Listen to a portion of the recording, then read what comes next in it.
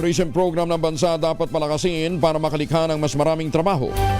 Yan naman ay ayon kay Senador Lito Lapid. Detalye na balita mula kay Raymond Dedpaas, RH28. Raymond, good morning. Mas marami sa ating mga kababayan ang magkakaroon ng trabaho kung lalo pang mapalakas at mapaganda ang ating tourism program. Ito ang paniniwala ni Senador Lito Lapid na siyang chairman ng Senate Committee on Tourism kasunod ng pagdagsa ng ating mga kababayan sa mga tourism destination area ngayong panahon ng Semana Santa. Para kay Lapid, kapag lumago ang ating programa sa turismo, ay tiyak na dadami ang magkakaroon ng trabaho. Sa kanyang pag-iikot sa iba't ibang lugar sa bansa, kanyang binibigyang din na kailangan may pagpatuloy ang mga programang kanyang napasimulan. Maliban sa turismo ay kasama na ang mga programa sa agrikultura, edukasyon, kalusugan at trabaho.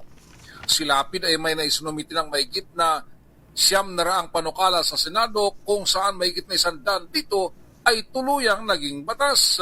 Si Lapid ang author ng Free Legal Assistance Act of 2010 na nagbibigay ng libreng legal service sa mga mahirap nating mga kababayan na walang kakayang magbayad ng abogado.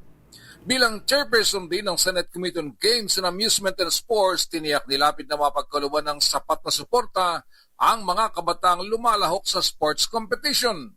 Kabilang na itinuturing na landmark piece of legislation ay nakda ni Lapid ay ang Republic Act No. 11767 o ang Foundling Recognition and Protection Act na nagtatakda ng legal basis para may rehistro at suportahan ng mga batang ampon o ang mga batang pinulot sa lansangan.